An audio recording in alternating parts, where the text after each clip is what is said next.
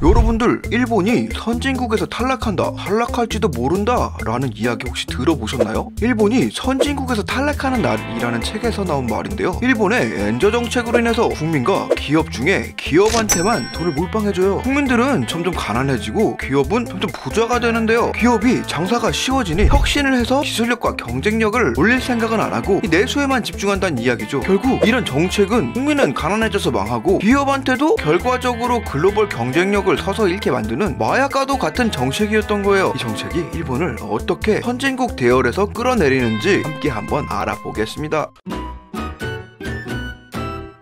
일본 아마존 재팬 10주 연속 1위였던 화제의 책 일본이 선진국에서 탈락하는 날. 작가는 일본의 노구치 유키오 교수인데요, 스펙이 엄청 화려하죠. 일본 대장성 출신의 관료였는데요.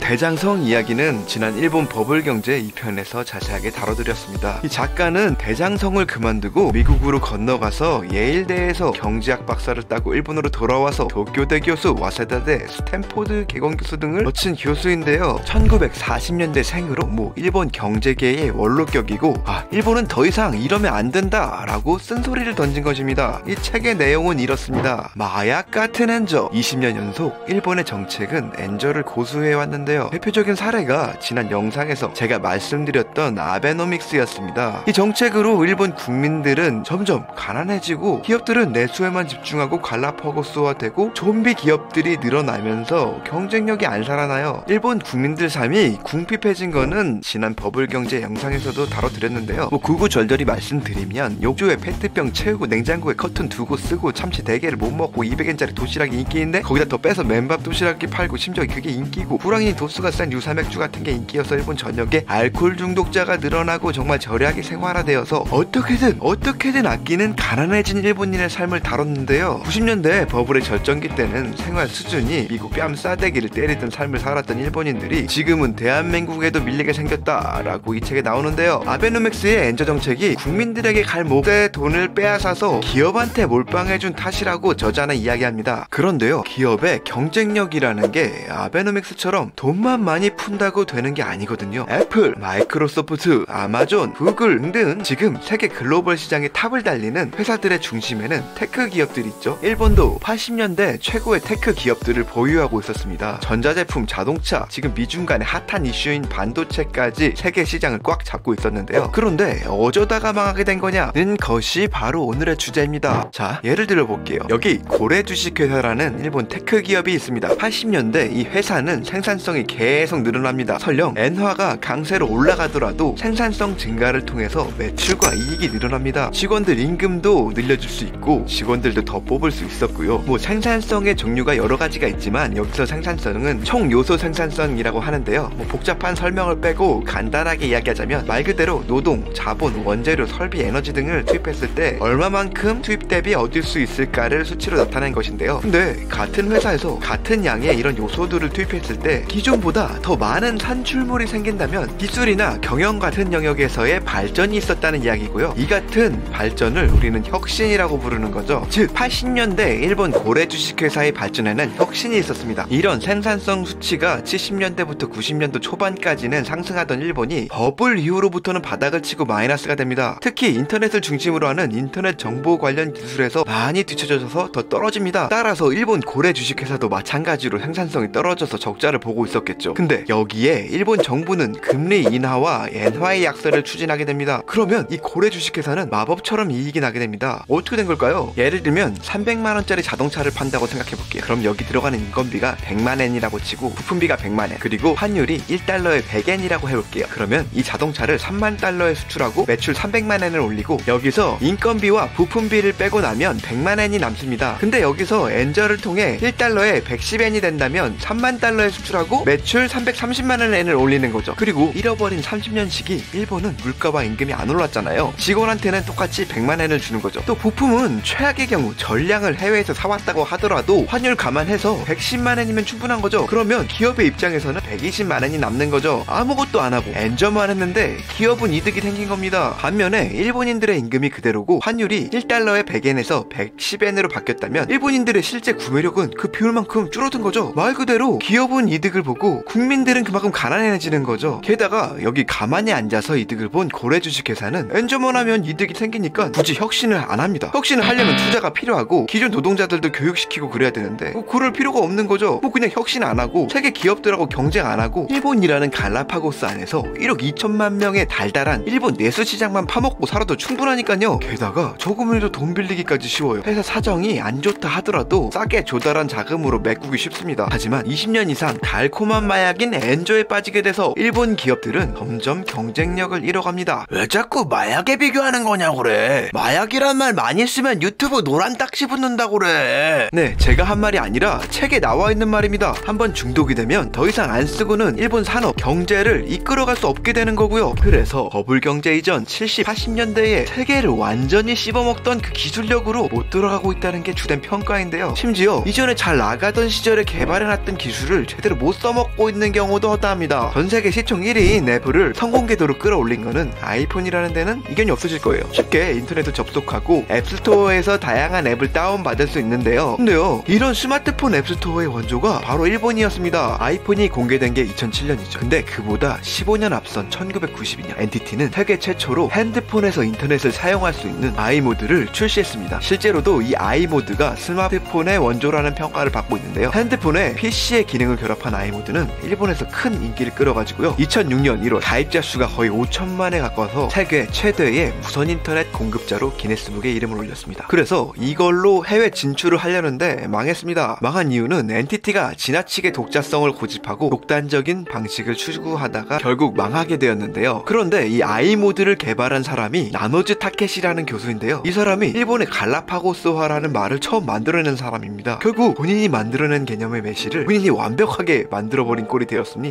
뭐 이건 역사의 아이러니 같네요. 이렇게 예전에 만들어놓은 기술을 발전시키지 못한 거는 다양한 산업 전반에서 보이는데요. 일본은 지금도 소부장, 소재, 부품, 장치 산업에 있어서 최강자입니다. 그렇지만 옛날에는 정말 더 잘 나갔습니다. 현재 리튬이온 배터리로 세계가 아주 난리죠. 전기차, 태양광 발전의 축전 장치 등으로 수요가 아주 많은데요. 배터리 크기에 비해서 기존보다 더 많은 에너지를 담을 수 있고 메모리 현상이 거의 없죠. 옛날에 요런 충전지 같은 거 쓰셨던 분들은 아실 거예요. 수명 때문에 완전히 방전하고 그 이후에 충전했던 거. 근데 요새는 핸드폰에 항상 충전기가 꽂혀있죠. 게다가 리튬이온은 사용 안 해도 방전도 상당히 적은 편입니다. 기존 배터리에 비해서 완전히 혁신이죠. 리튬이온 배터리는 소니가 최초로 개발했습니다. 이론이야 옛날부터 있었는데 실제로 쓸만한 배터리로 완성시켰다는 거죠. 1991년 버블 붕괴가 제대로 터지기 직전에 소니에서 개발했는데요. 근데요, 지금 보시면은 2020년 이후로는 CATL, 미야디 같은 중국 업체와 LG엔솔, SK, 삼성, SDI 같은 한국 업체들이 리튬이온 배터리 시장을 꽉 잡고 있죠. 물론 일본에 파나소닉도 있긴 한데요. 예전만큼은 아닙니다. 또 OLED 디스플레이는 어떨까요? 지금 현재 대형 OLED는 LG가, 모바일용 소형 OLED는 삼성이 꽉 잡고 있는데요. 이 OLED라는 말이 소비자한테 익숙해진 거는 삼성이 아몰레드로 막 부르면서 노래까지 만들어가지고 OLED라는 말을 대중에 알렸지만요. 그 전까지는 우리는 62EL이라는 말로 불렀어요. 이 62EL은 일본 쪽 용어고요. 그만큼 일본 기업들이 이 시장에서 선두로 있었죠. 이 OLED는 62EL이라는 말처럼 유기화합물을 사용하는데요. 이 유기화합물을 디스플레이에 아주 얇게 고르게 펴서 제어할 수 있는 유기-TFT 기술을 일본이 먼저 개발하고 선두주자로 앞서 있었습니다. 지금은 망이죠. 현재 중국이 꽉 잡고 있는 태양전지 패널 사업도 2000년대 그 시작엔 일본 기업들이 있었습니다. 2000년대 초반만 해도 세계 5위 중에 탑4가 일본 기업이었는데 지금은 중국의 시장 점유율을 다 빼앗기고 말았죠. 물론 기술력이나 제품의 품질 자체는 일본이 좋았죠. 근데 효율이 조금 떨어지더라도 중국산이 가격이 워낙 싸니 이길 수가 없었죠. 물론 이건 중국 정부에서 밀어주고 고조금 봐가지고 한 게 더 크긴 합니다. 여튼 이런 사태는 소재 산업 내에서도 광섬유라든지 비슷한 것들이 많고요. 이 밖에 일본 철강산업, 석유화학산업, 조선업, 스마트폰을 비롯한 일반 전자기기 반도체에서도 전반적으로 나타났습니다. 일본을 대표하는 자동차 산업은 어떨까요? 세계는 지금 전기차로 가고 있는데 아직도 정신 못 차리고 하이브리드만 고집하려는 일본의 자동차. 원래 일본 자동차가 미국에서 인기를 얻게 된 거는 70년대 중반과 80년대 초 두 차례의 오일 쇼크 이후였어요. 당시 미국은 다른 나라에 없는 머슬카 이런 게 인기였듯이 연비는 그닥 신경을 안 쓰는 문화였는데요. 막상 오일 쇼크가 탁 팍 터지니 기존의 연비 똥망인 미국 차는 쓰레기같이 느껴지고 일본 차는 연비 좋은 이미지로 미국 시장을 비롯해서 전 세계 시장의 이름을 알리게 되죠. 이렇게 고연비 고효율에 집착하던 일본 자동차 업계, 특히 도요타에서는 90년대 초반부터 효율이 좋은 하이브리드 차량의 개발에 착수하고 마침내 1997년 최초의 양산형 하이브리드 차량 프리우스가 등장하게 되죠. 내연기관 플러스 전기모터 조합의 힘이었죠. 리터당 연비 28km의 괴물같은 효율. 그러나 그때 유가가 저유가에서 그닥 인기를 못 누리다가 2000년대 이후 유가가 슬슬슬 올라가게 되자 인기를 누리게 되죠. 하이브리드 자동차의 열풍에 덩달아서 일본 도요타는 2008년 세계 판매 1위를 찍게 됩니다. 이후 2011년 도요타 리콜 사태로 위기를 맞긴 하나 지금까지도 잘 버텨왔습니다. 근데 중간에 테슬라의 등장으로 인해 자동차 업계는 큰 변화를 겪는데요. 테슬라는 전기차 기술과 자율주행 기술, 그거에 대한 투자와 연구 개발을 적극적으로 추진해서요. 기존의 자동차 업계는 보기 드문 혁신적인 기술과 성능을 전 세계인한테 보여줬는데요. 이 흐름에 세계 자동차 업계가 동참하게 됩니다. 그런데 일본은 오히려 하이브리드 차량만 고집하고 전기차는 별로 신경을 안 쓰고 있었습니다. 오히려 우리 하이브리드 기술이 더 친환경적입니다.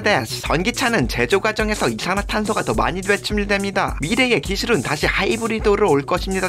라고 주장하고 있는데요. 게다가 일본 국민이 가난해지면서 일본 자동차가 판매 내수 시장이 줄어들었거든요. 원래 단일 시장 자동차 판매량 세계 2위였습니다. 일본이. 근데 2006년에 중국에 밀려서 3위가 되고요. 2022년에 인도에 밀려서 4위가 됩니다. 아직도 크긴 합니다만 줄어들고 있다는 게 문제죠. 2022년에 신차 판매가 50년 만에 최저라고 하네요. 특히나 젊은 세대들이 가난해져서 차를 사줘야 되는데 이제 안 사줍니다. 그리고 해외로 눈을 돌리니 세계인들의 미래인식은 전기차로 가게 되어 있거든요. 코로나 이후 전 세계 자동차 판매량은 줄었으나 전기차는 지금 폭발적인 성장을 하고 있고요. 심지어 EU에서 2035년부터는 내연기관 신차를 못 팔게 막겠다라는 상황이고요. 여튼 왜 이렇게 일본 기업들은 이전에 비해서 덜 혁신적이게 되었을까요? 말씀드린 대로 경제적 요소로는 위에서 말한 엔저와 아베노믹스 그리고 내수시장만을 바라본 일본 기업들의 갈라파고스화가 있지만요. 근데 이게 일본 기업 문화적으로는 일본의 장인 정신인 모노주쿠리를 원인으로 꼽는 사람도 있습니다. 이게 일본을 세계 최고로 만든 것도 이 모노주쿠리, 다시 끌어내리는 것도 이 모노주쿠리라고 할 수 있다고 하는데요. 그냥 장인 정신으로 잘 만들어지면 좋은 거 아니냐 그래? 네, 맞습니다. 근데 뭐든지 지나치면 문제가 되는 거죠. 장인 정신이 진화해서 기술 과시, 기술 맹신으로 되고 소비자의 니즈를 무시한 채 기술에만 몰두하게 되는 불상사가 일어날 수 있습니다. 게다가 기술만 중시하고 판매를 못하게 되는 상황이 빈번하게 일어나게 되고요. 이미 위에서 얘기를 들었잖아요.